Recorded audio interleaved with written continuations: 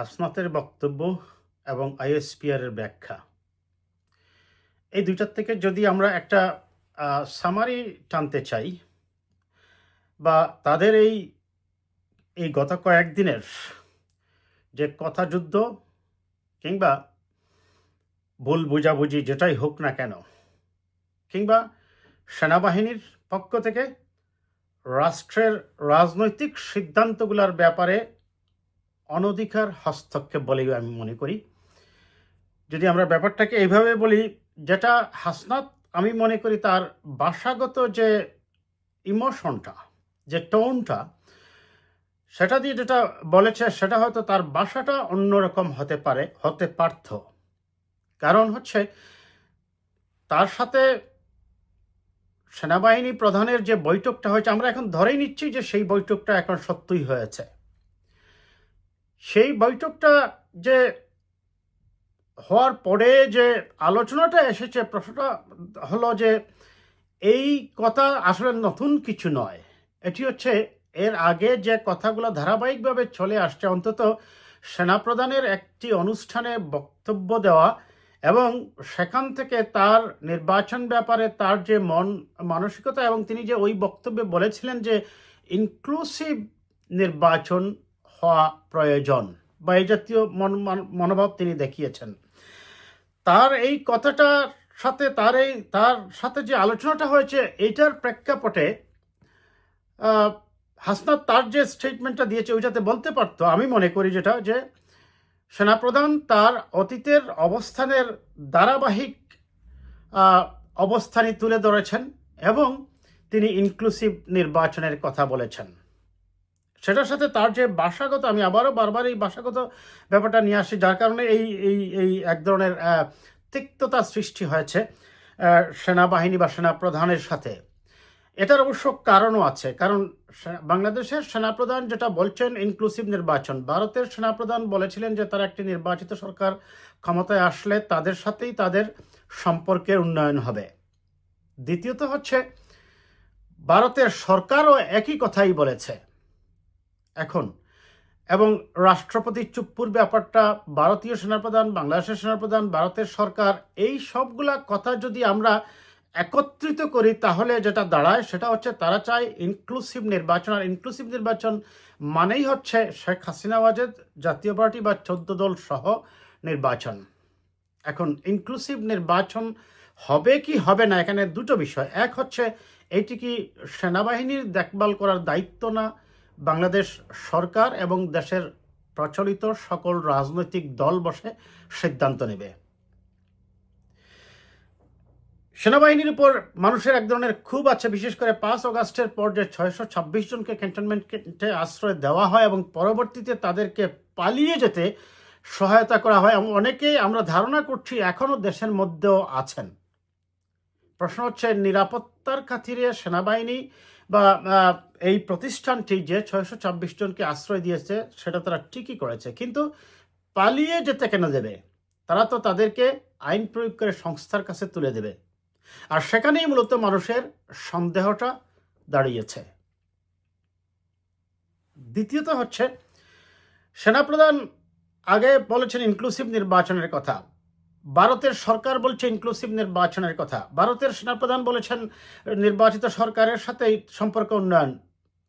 খুব যৌক্তিক কারণে আমরা প্রশ্ন করতে পারি, 2014 সালে সেনাপ্রধান ওয়াকারুজ্জামান বা সেনাবাহিনীর সেই ভূমিকা কথাই ছিল ইনক্লুসিভ নির্বাচনের কথা।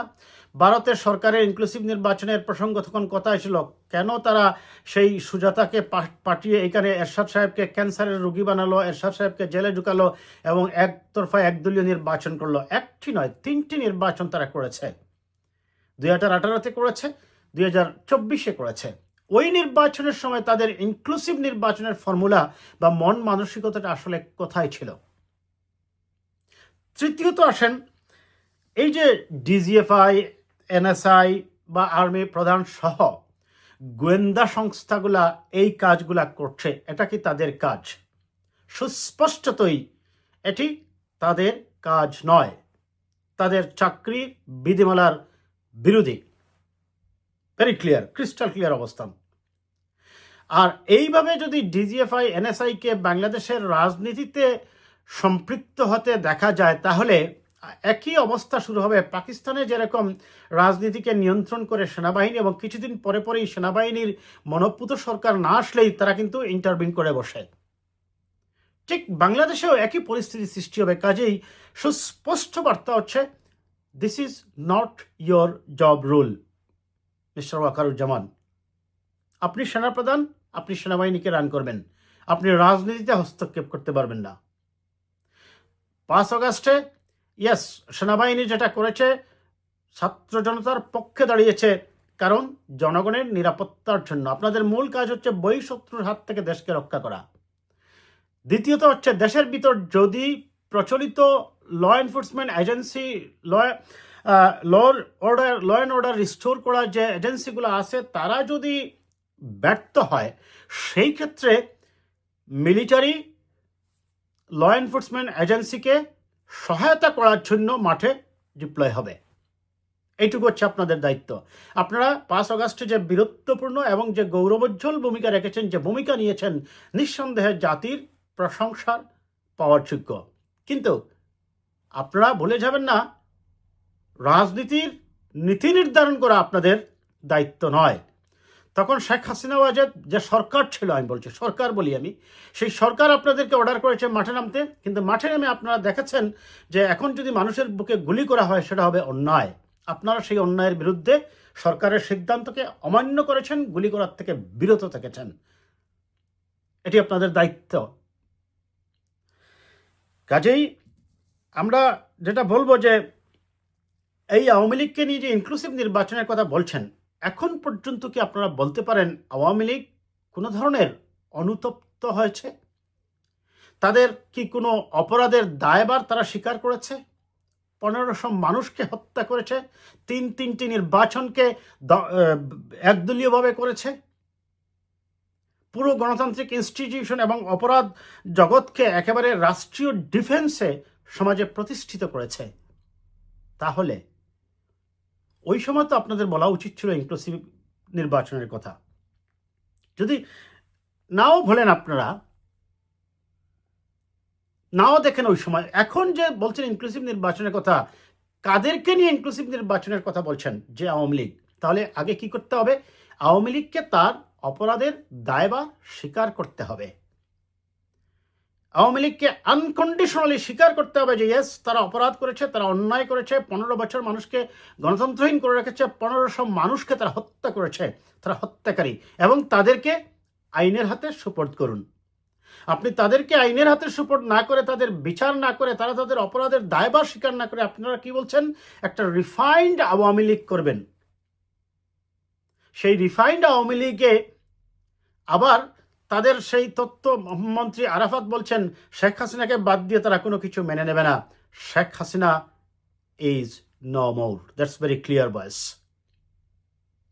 স্বাধীন বাংলাদেশের 53 বছরের ইতিহাসে এত জঘন্য, নিকৃষ্ট, বর্বর শাসন ব্যবস্থা শেখ হাসিনা ছাড়া দেশে আর কেউ দেয়নি। Sheikh Hasina is no more. আবারও বলছি, শেখ হাসিনাকে বাংলাদেশের রাজনীতি আর পুনর্বাসন করতে দেওয়া হবে না। রিফাইন্ড আওয়ামী লীগ হয়ে আসতে হলে অবশ্যই আওয়ামী লীগকে আগে স্বীকার করতে হবে তাদের অপরাধের দায়ভার নিতে হবে, কাঁধে ক্ষমা চাইতে হবে, এবং অপরাধীদেরকে বিচারের কাঠগড়ায় দাঁড় করাতে হবে। কারণ গণতান্ত্রিক মূল্যবোধের প্রতি আমরা শ্রদ্ধাশীল, বহুদলীয় গণতন্ত্রে বিশ্বাস করি মত প্রকাশের স্বাধীনতা। কিন্তু আপনি অপরাধ করবেন, একটা ক্রিমিনাল অর্গানাইজ গ্যাং গ্রুপের মতো কাজ করবেন, আবার অপরাধের দায়ভারও নেবেন না, ক্ষমাও চাইবেন না, আবার ইনক্লুসিভ নির্বাচনের কথা বলবেন। দ্বিচারিতা হয়ে গেল না? কাজেই ক্ষমা শেখ হাসিনাকে চাইতেই হবে, আওয়ামী লীগকে অপরাধের দায়ভার মাথায় নিতেই হবে। That is the bottom line and full stop. আজ এ পর্যন্তই।